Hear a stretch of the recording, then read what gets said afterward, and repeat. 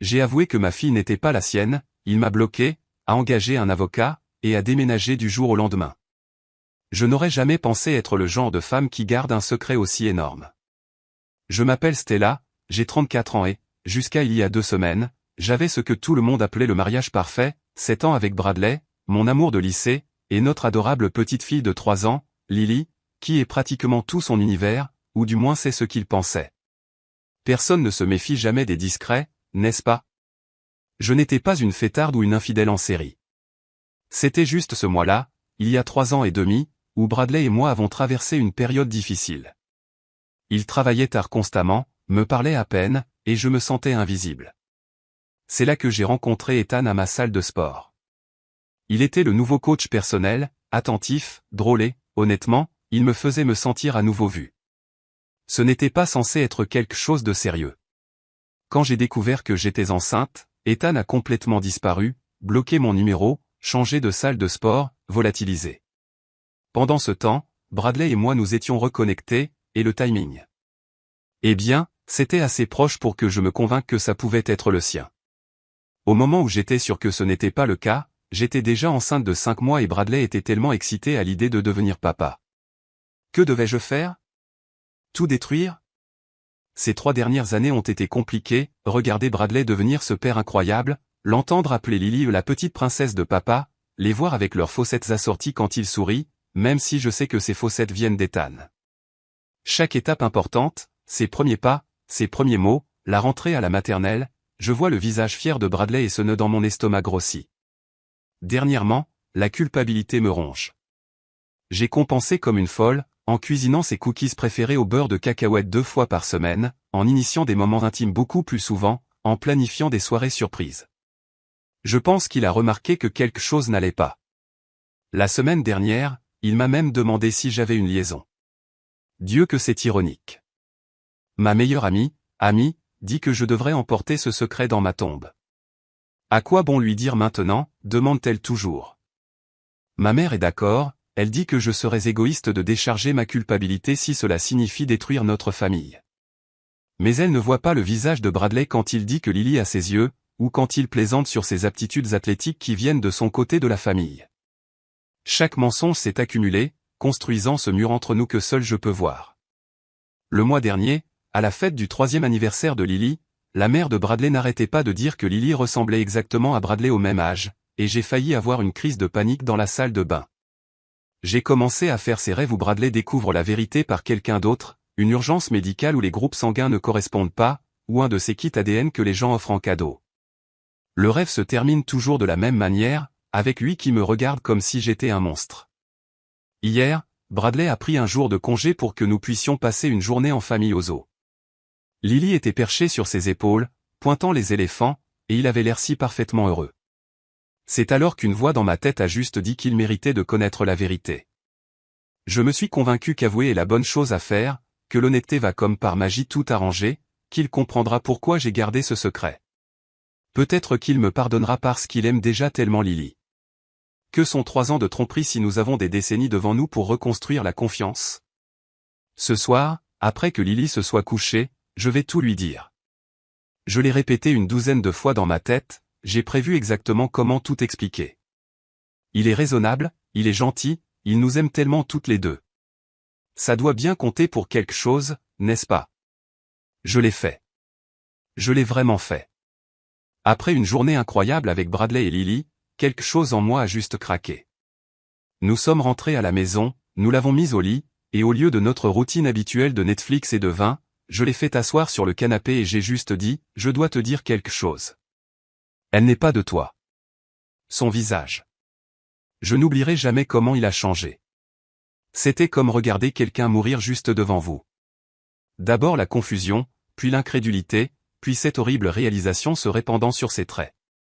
J'ai commencé à pleurer immédiatement, les mots se bousculant à propos d'Ethan de la salle de sport, comment c'était seulement pendant ce mois où nous étions en difficulté, comment Ethan a disparu une fois que je lui ai dit que j'étais enceinte. J'ai voulu te le dire tellement de fois, j'ai sangloté, tendant la main vers lui, mais j'avais peur, et puis tu étais si heureux à propos du bébé, et c'est devenu de plus en plus difficile de dire quoi que ce soit. Bradley est resté assis là, des larmes coulant sur son visage, me regardant comme si j'étais une parfaite étrangère, comme s'il ne m'avait jamais vu auparavant. Il n'a pas crié, il n'a pas hurlé. J'aurais presque souhaité qu'il l'ait fait. Le silence était tellement pire. Elle est toujours à toi, ai-je insisté, ma voix se brisant. La biologie n'a pas d'importance comparée à l'amour que tu lui as donné. Tu es son père dans tous les sens du terme. Quand il a finalement bougé, c'était pour repousser mes mains quand j'ai essayé de le réconforter. Il s'est levé, a marché jusqu'au placard et a pris sa veste. Je l'ai suivi, me cramponnant à son bras, le suppliant de me pardonner, de rester et d'en parler. Bradley, s'il te plaît, tu ne peux pas juste partir. Pense à Lily. Elle se réveillera demain en s'attendant à te voir. Tu es le seul père qu'elle ait jamais connu. Il s'est retourné pour me regarder une dernière fois avant de sortir, ses yeux étaient si vides. 3 ans, a-t-il murmuré, 3 ans de mensonges, chaque jour. Et puis il était parti. Je l'ai appelé et je lui ai envoyé des SMS constamment cette nuit-là. Rien. Le matin, j'ai découvert qu'il avait complètement bloqué mon numéro. Je n'arrêtais pas de penser qu'il avait juste besoin d'espace, qu'il reviendrait une fois le choc passé. Il ne pouvait pas abandonner Lily après 3 ans passés à être son père, n'est-ce pas? J'ai appelé ma mère en panique. Elle est venue tout de suite et m'a serré dans ses bras pendant que je pleurais. Il reviendra, a-t-elle promis. Aucun homme véritable ne s'éloigne de son enfant, qu'il soit de son sang ou non. Ma sœur, Jen, est arrivée 1 heure plus tard avec du café et des beignets, disant que Bradley avait l'air absolument détruit quand elle l'avait croisé en entrant dans son immeuble de bureau. J'ai fait une erreur, leur ai-je dit, mais au moins, je l'ai assumé. Il réagit de manière excessive en partant comme ça sans même en discuter. Notre famille ne mérite-t-elle pas plus que ça? Le pire était d'expliquer à Lily pourquoi papa n'était pas au petit déjeuner. Elle n'arrêtait pas de le demander toute la journée et je n'avais aucune idée de quoi lui dire. Je me suis rabattu sur papa a dû partir en voyage d'affaires, mais je savais que cette excuse ne durerait pas. Le soir, ma mère et ma sœur l'appelaient en mon nom. Quand elles n'ont pas pu le joindre non plus, elles ont essayé ses parents, qui apparemment étaient au courant de tout. Ils ont dit à ma mère que Bradley prenait le temps de digérer une trahison et lui ont demandé de ne plus appeler. Trahison. Un mot si dur pour ce qui n'était en réalité qu'une erreur, puis une série de choix. Eh bien, protecteur. Je n'essayais de blesser personne. J'essayais de maintenir notre famille unie. Pourquoi personne ne pouvait-il comprendre ça? Les papiers du divorce sont arrivés exactement 5 jours après ma confession. Bradley a déménagé du jour au lendemain et a engagé un avocat immédiatement. L'efficacité de son départ était comme une gifle. Il avait clairement un plan alors que j'étais encore sous le choc, essayant de comprendre ce que je devais faire ensuite. Ma mère et ma sœur ont continué à me soutenir. Maman a même appelé Bradley directement et lui a dit qu'il devait assumer ses responsabilités et continuer à être un père pour Lily, indépendamment de la biologie. La famille, ce n'est pas une question de sang, lui a-t-elle fait la leçon, c'est une question de qui était là pour changer les couches et embrasser les bobos. Il lui a raccroché au nez. Ma sœur a essayé ensuite, en envoyant ce long email émotionnel sur la façon dont Lily serait traumatisée de perdre le seul père qu'elle ait jamais connu. Pas de réponse. Elle l'a transféré aussi à ses parents, qui ont répondu par un message laconique disant que Bradley gérerait ses responsabilités de manière appropriée, mais qu'il avait besoin d'espace loin des influences toxiques. Toxiques. Moi. J'étais juste honnête, finalement, après avoir porté ce fardeau pendant des années. Mon ami Amy et son mari Ryan ont été les seuls à ne pas immédiatement prendre ma défense. Quand j'ai appelé Amy en sanglotant à propos des papiers du divorce, il y a eu cette pause maladroite avant qu'elle ne dise « Eh bien, à quoi t'attendais-tu, Stella ?» 3 ans, c'est long pour tromper quelqu'un. Je lui ai raccroché au nez. Quel ami. Pendant ce temps, Lily n'arrêtait pas de demander où était papa. Chaque matin, elle se précipitait dans notre chambre à coucher en le cherchant, et à chaque fois, mon cœur se brisait à nouveau. L'excuse du voyage d'affaires s'usait. Elle commençait à faire des crises de colère, sentant que quelque chose n'allait pas. J'ai tout essayé pour joindre Bradley, des amis communs, en me présentant sur son lieu de travail où la sécurité m'a poliment mais fermement demandé de partir, même en passant devant la maison de ses parents jusqu'à ce que je repère sa voiture. Rien n'a fonctionné. C'était comme s'il avait construit un mur complet entre nous du jour au lendemain. Quand je l'ai finalement eu au téléphone en empruntant le téléphone portable de ma voisine pour qu'il ne reconnaisse pas le numéro, la conversation a été brève et dévastatrice.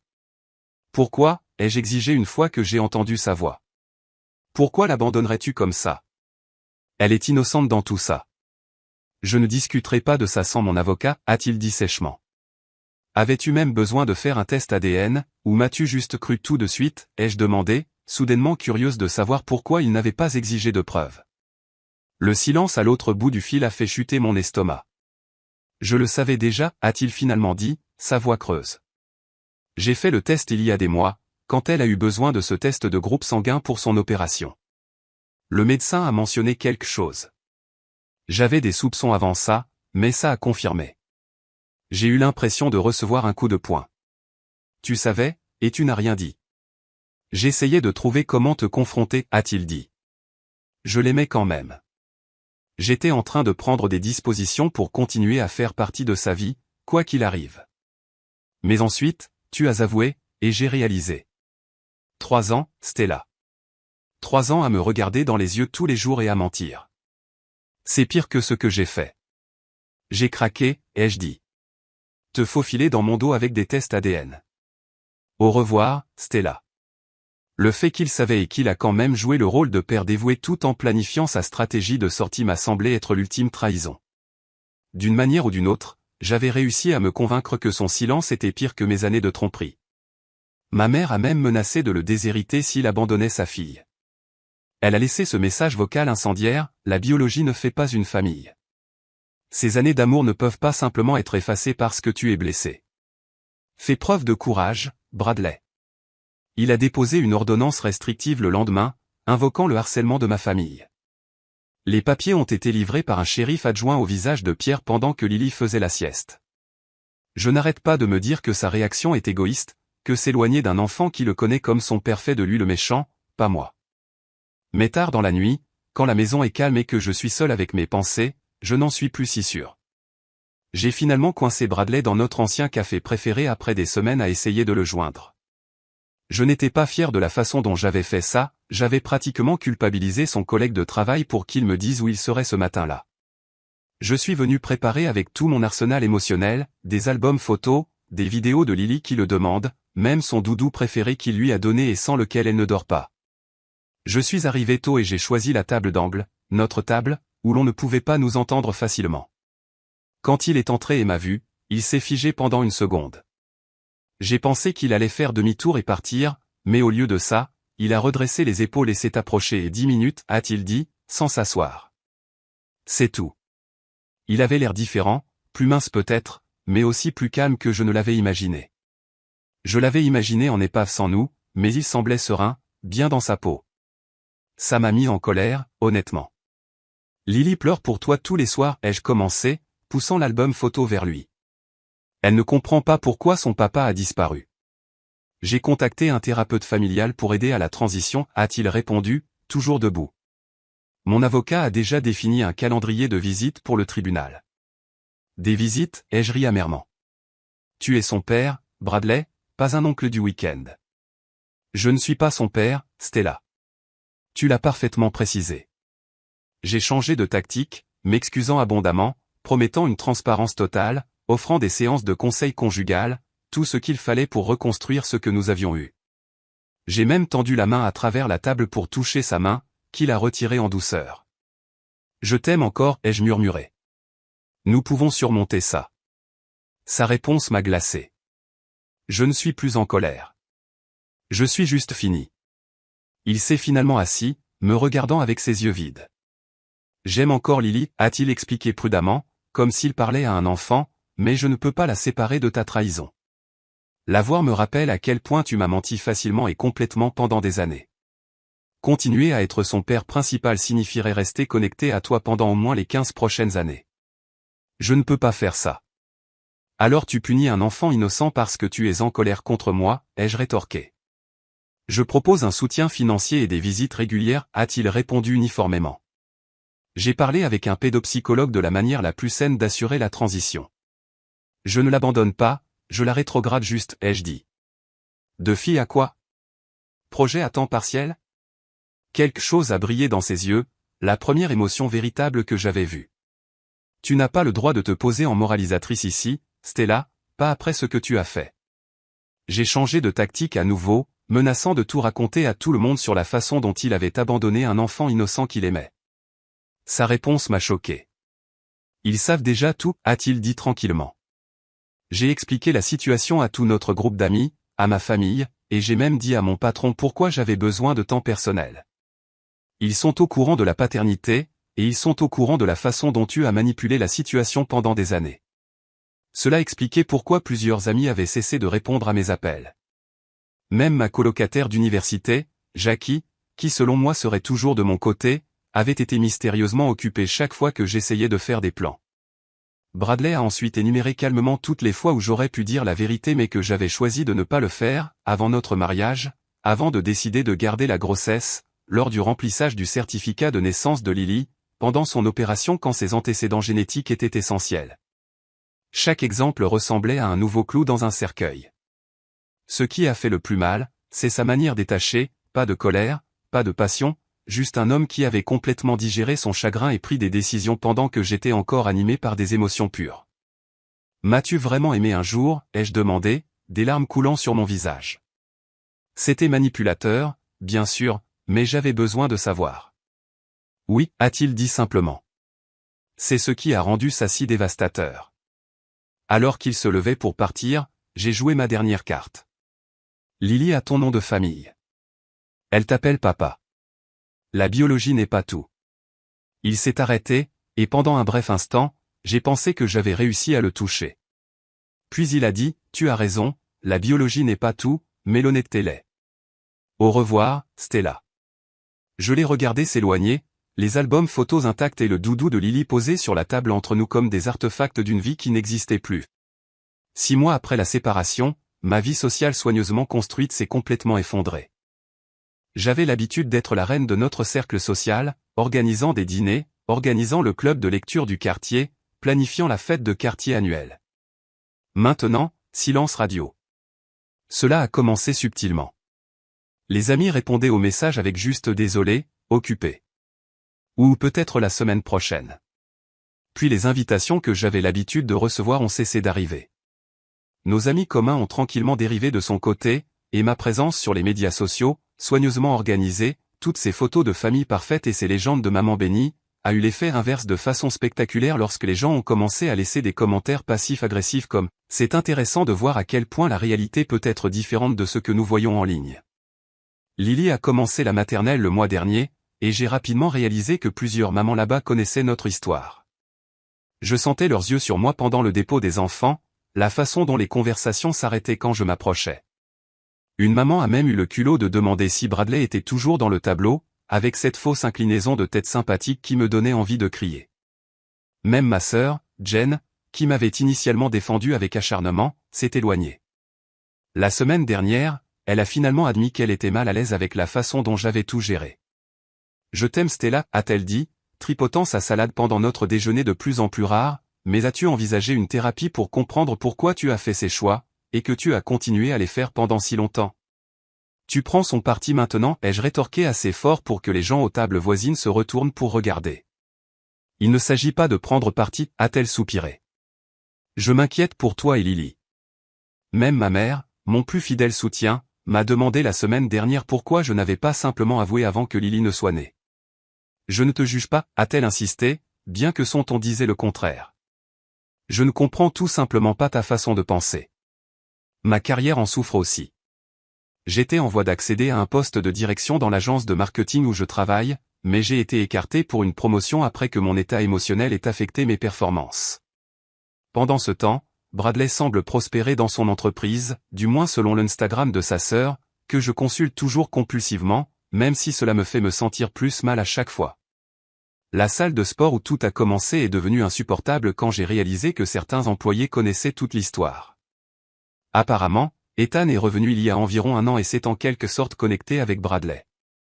Je ne sais pas exactement ce qui a été dit, mais les regards apitoyés du personnel de la réception ont suffi à me faire annuler mon abonnement. J'ai été forcé de déménager de notre belle maison de 4 chambres dans un appartement de 2 chambres qui sent toujours vaguement les chats des anciens locataires.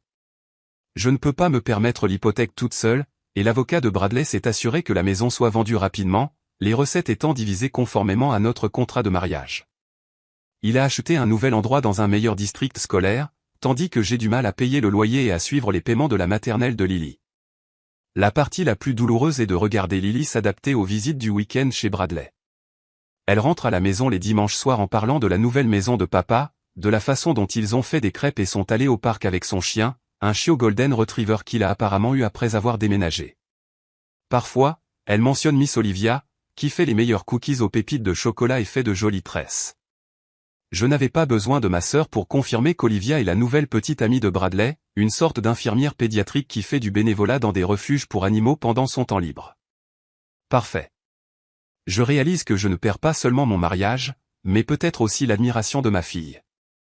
Elle n'a que 3 ans, mais les enfants sont perspicaces. Elle a déjà détecté la tension quand Bradley et moi faisons le transfert pour les visites. Bientôt, elle sera assez grande pour poser des questions sur les raisons pour lesquelles nous ne sommes pas ensemble. Que vais-je lui dire alors? Hier soir, je me suis retrouvé seul après que Lily se soit couchée, à faire défiler de vieilles photos sur mon téléphone et à sangloter dans un verre de vin. Il fut un temps où je pensais qu'avouer serait cet acte courageux qui pourrait blesser temporairement, mais qui finirait par guérir notre famille. Au lieu de cela, c'est comme si j'avais déclenché une bombe qui a tout détruit, et je suis la seule qui ne l'a pas vu venir. Cela fait 1 an que tout s'est effondré, et l'univers semble déterminé à me faire face aux conséquences de mes choix. Le week-end dernier, j'ai dû regarder Lily être demoiselle d'honneur au mariage de Bradley et Olivia. Oui, ils se sont mariés après s'être connus pendant à peine 8 mois. L'invitation est arrivée adressée juste à Lily, avec une note expliquant qu'elle devrait être déposée tôt pour la répétition. Ils ne voulaient pas vraiment de moi là-bas, juste de ma fille. Mais j'ai insisté pour rester pour aider Lily à se préparer, ce que personne ne pouvait vraiment contester puisqu'elle n'a que 4 ans. Regarder Olivia avec Lily était comme avaler du verre. Elle était si naturelle avec elle, lui coiffant les cheveux et les dents avec ses chaussures, les deux riant ensemble comme si elles se connaissaient depuis toujours. Lily la regarde avec cette adoration aux yeux écarquillés qui était autrefois réservée à moi et à Bradley. Il avait l'air plus heureux que je ne l'avais vu depuis des années, peut-être même jamais. Certainement plus heureux qu'il n'en avait l'air sur nos photos de mariage. Quand il a fait son discours à la réception, il m'a en fait remercié, pas nommément, juste la mère de Lily, d'avoir mis au monde une petite fille aussi incroyable. Les invités ont tous souri et s'extasiaient, ne réalisant pas que c'était sa façon polie de reconnaître que je ne suis plus qu'un vaisseau biologique pour lui maintenant. Le pire coup professionnel est survenu il y a 3 mois. J'étais candidate à un poste important dans une nouvelle entreprise, avec un salaire presque doublé, dont j'avais désespérément besoin. L'entretien final s'est parfaitement déroulé jusqu'à ce que la directrice des RH mentionne qu'elle devrait parler à mes références, y compris mon ancien supérieur. Il s'est avéré que mon ancien patron est un ami proche de la famille de Bradley. Je n'ai pas obtenu le poste. L'email de refus mentionnait vaguement des préoccupations concernant la fiabilité et la transparence. Le langage d'entreprise pour « nous avons entendu dire que vous êtes une menteuse ». Les tribunaux ont accordé à Bradley une garde accrue en raison de la stabilité de son foyer par rapport à ma situation de transition. Je n'ai plus Lily que les jours de semaine et un week-end sur 2, ce qui, honnêtement, donne l'impression que je suis le parent à temps partiel maintenant. Le plus dévastateur a été de découvrir que le père biologique, Ethan de la salle de sport, n'a pas vraiment disparu par choix. J'avais bloqué son numéro et lui avais dit de rester à l'écart quand il avait essayé de me contacter après avoir découvert la grossesse. Un autre mensonge exposé quand il s'est reconnecté avec Bradley par l'intermédiaire d'un membre commun de la salle de sport. Maintenant, ils ont développé cet arrangement de coparentalité respectueux qui exclut complètement ma participation. Lily a un papa bio et un papa qui l'emmène à la pêche et à des matchs de baseball, tandis que je suis de plus en plus considéré comme la mère instable à qui on ne peut pas faire confiance. Lors du rassemblement de Noël de ma famille le mois dernier, mes proches qui m'ont autrefois réconforté ont maintenant maintenu des conversations superficielles. J'ai entendu ma tante dire à ma cousine que mes mauvaises décisions étaient enfin en train de me rattraper. Ma propre mère a commencé à suggérer une thérapie à chaque fois que nous parlons, insistant sur le fait que je dois assumer mes responsabilités avant de pouvoir guérir. Je suis complètement seul la plupart des soirs maintenant. Aucun ami n'appelle, il est impossible de sortir ensemble. Tout le monde en ville connaît mon histoire, et les hommes soit m'évitent complètement, soit me considèrent comme une sorte de cible facile parce que je suis désespéré. J'ai commencé à comprendre que ce n'était pas juste un mensonge. C'était des centaines de choix quotidiens de continuer à tromper tous ceux qui m'entouraient. J'ai créé cette maison de cartes élaborée, et maintenant je dois regarder de l'extérieur ma fille s'épanouir dans l'environnement honnête que Bradley a créé sans moi. La pire punition n'est pas de perdre Bradley, ni même le rejet social. C'est de savoir que Lily finira par apprendre toute la vérité sur moi, non pas de mon explication prudente quand elle sera assez grande pour comprendre, mais des personnes aimantes et constantes qui forment maintenant sa famille principale. Maman, pourquoi papa a-t-il un nom de famille différent du mien, a-t-elle demandé la semaine dernière. Une question simple avec une réponse impossible. C'est compliqué, ma chérie, ai-je répondu, ma réponse habituelle ces jours-ci. Papa dit qu'il est important de dire la vérité, a-t-elle dit, me regardant avec ses yeux innocents, même quand c'est difficile. C'est alors que j'ai réalisé ma punition finale. J'ai été réduite à un compte de mise en garde dans la vie de ma propre fille, la mère qui a menti et a tout perdu à cause de ça.